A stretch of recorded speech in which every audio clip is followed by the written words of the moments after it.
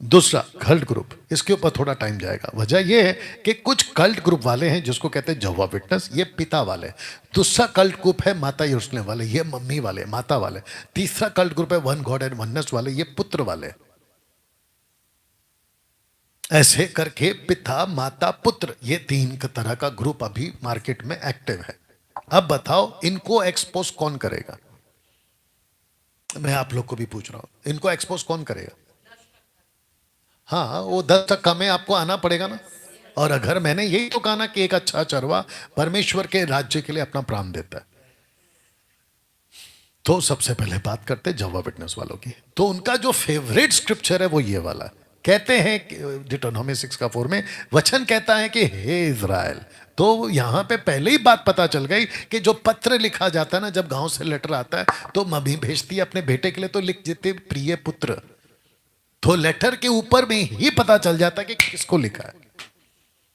तो जैसे आप इसको पढ़ोगे तो ये लेटर आपका नहीं है जहोवा विटनेस वालों, लेकिन तुम लोगों ने इस वचन को तो अपनी जागीर बना लिया, और वो जेकर डेविड ने, वन गॉड वाले ने।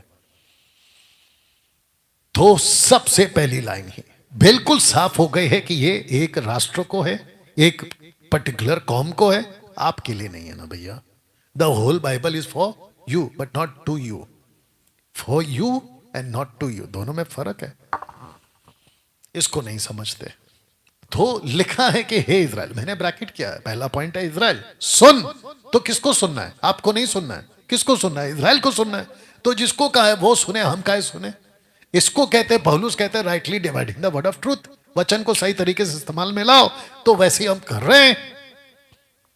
तो हे इज़राइल सुन, यहोवा, यहोवा, यहोवा शब्द है हिंदी में, और इसका ग्रीक शब्द, माफ करना, हिब्रू शब्द है अदोनाय।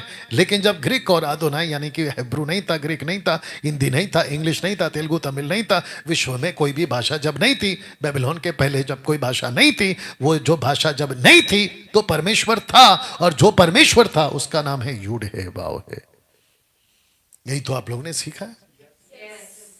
और जिसके चलते इज़राइल सुन, यहोवा शब्द है यहोवा। तो मोसेस को जब परमेश्वर ने पहली बार कहा था तो यही कहा था, यूड है वाव है, यहोवा, जिसको आज आप हिंदी में यहोवा बोलते हैं। सुन हे इज़राइल सुन, यहोवा हमारा। अब यहां पे दूसरी बार आ गया हमारा, तो मतलब इज़राइल है, वो आपका नहीं है ना भैया। आप इसको उठाकर जहोवा विटनेस वालों अपने ऊपर काहे ले रहे हो? हमारा परमेश्वर है। तो यहोवा आपका परमेश्वर है। परमेश्वर जब शब्द यूज हुआ है तो यहां पे ओरिजिनल मैन्युस्क्रिप्ट में एलोहिम, एलो मतलब गॉड, इम मतलब प्लूरल, इम प्लूरल, एलोहिम। अब नीचे पढ़ते यहोवा एक है। आप जैसे इसको एक पढ़ते हो आपके दिमाग में आता है ONE। आप एक पढ़ते हो तो आपके दिमाग में क्या आता है? ONE, यानी कि वन। ये वन नहीं पढ़ना है इंग्लिश में, एक नहीं पढ़ना है हिंदी में, आपको हिब्रू में पढ़ना है जहां लिखा है एक हाथ। और एक हाथ का मतलब होता है वननेस, एक हाथ का मतलब होता है एकता।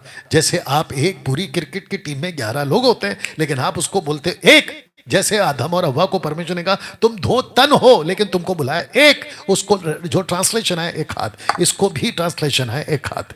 इसको उठाकर जी जी, इसको उठाकर तुमने बोल दिया कि परमेश्वर एक है। इसके पीछे का मकसद समझो, बैकग्राउंड ये था कि इजरायली निकले थे कम से कम 3000 देवी देवताओं के 430 साल की गुलामी में से, उन्हीं के बीच में रहते थे 3000 के लगभग देवी देवता। उनके बीच में से निकलकर जब एक परमेश्वर के पास आए, यानी कि एलोहिम के पास आए, तो उनको पता चला वो भी है, वो भी है, वो भी है, और जैसे वो है वैसा ये है। बकवास। तो मोसेस ने कहा कि भैया वो नहीं है, सिर्फ एक ही है उस कॉन्सेप्ट में। और इतनी गंदी बाइबल पढ़ते हैं ये शेखर डेविड जैसे लोग कि मैं क्या बताऊं। बस वो इधर आ नहीं रहा है, उसके मुंह पे मारो ये वाला वचन और उसको बोलो आप बता, लेकिन वो डरपोक आ नहीं रहा है इधर। बताइए। अब बात करते हैं माता यरूशलेम वाले की। तो लिखा है कि तुम जो व्यवस्था के अधीन होना चाहते हो, मुझसे कहो क्या तुम व्यवस्था के नहीं सुनते? क्या बोल रहा है? जूश को बोल रहा है, तुम व्यवस्था के मानने वाले। अब सुनिएगा, यह लिखा है कि इब्राहिम के दो पुत्र हुए, एक दासी से और एक स्वतंत्र स्त्री से। तो दासी है हजीरा और स्वतंत्र है सारा। तो यहां पे जो कॉन्सेप्ट है आपको वो समझना होगा। परंतु जो दासी से हुआ वो शारीरिक रीति से जन्मा, यानी कि हजीरा, और जो स्वतंत्र स्त्री से हुआ यानी इसाक, आइजैक, वो हुआ प्रतिज्ञा के अनुसार। तो ये कॉन्सेप्ट है, ये पौल बता रहा है। अब कहता है कि इसमें दृष्टांत है, मतलब इलिस्ट्रेशन, एग्जाम्पल है। तो सबसे पहली बात है माता यरूशलेम वालों, और आपको बता दूं कि माता यरूशलेम से अभी बीच में एक हफ्ता पहले एक सिस्टर गुलाबा चर्च में आई थी अपने फैमिली के साथ। आप लोग अगर गुलाबा चर्च जाते हैं तो वो रो रो के मुझे कॉल करी थी कि इतना पैसा लूटते हैं दशमांश के नाम पे कि बेचारी रो रो कर, और उसको जबरदस्ती घर पर आ के पैसा ले रहे हैं उनसे।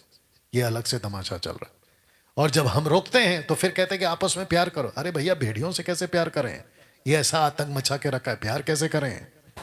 एनीवे, इन बातों में दृष्टांत है। ये स्त्रियां मानो दो बादशाहें। एक तो है पहाड़ जिसको, एक तो सीने पहाड़ जिससे दास ही उत्पन्न होते हैं, और वो हजीरा है। कितना साफ है कॉन्सेप्ट, कितना साफ है। वो बात कर रहा है एक राष्ट्र की। माता यरूशलेम वालों ने बेड़ा गर्क करके रखा। फिर कहता है हजीरा मानो अरब का सीने पहाड़ है। अरब का यानी कि माउंट ज़ायन, जहां पे पॉल भी गया था। आधुनिक यरूशलेम उसके तुल्य है। आधुनिक यरूशलेम उसके तुल्य है, क्योंकि वह अपने बालकों समेत दासत्व में भर ऊपर की यरूशलेम स्वतंत्र है, और वह हमारी माता है। ये जो शब्द है माता, ये कहां से आया? ये आया है यशाया 51 का 1 से, कि हे धर्म पर चलने वालों, यहोवा के ढूंढने वालों, कान लगाकर मेरी सुनो। जिस चट्टान में से तुम खोदे गए थे, जिस खनी में से तुम निकाले गए थे, उस पर ध्यान करो, उस मूल पुरुष अब्राहम पर, और अब सुनो, अपनी माता सारा पर। माता, तो माता शब्द यहां से आया है समझाने के लिए, क्योंकि इजरायली सारा को माता बुलाते थे, अब्राहम को पिता बुलाते थे। तो अब बोलने कहा कि जो ऊपर की यरूशलेम है, यानी कि जो स्वतंत्र है, जो आएगा वो सारा की तरह, और जो नीचे का यरूशलेम है वो एग्जाम्पल में हजीरा की तरह। इसको उठा के कैसे डॉक्ट्रिन बना सकते हो यरूशलेम वालों? बताइए। तो अभी जो भी ऐसा कोई ग्रुप वाला है जो माता यरूशलेम का कल्ट ग्रुप में है, अगर आप चाहें डिबेट करना, यहां पे आइए। 9982333577 पॉज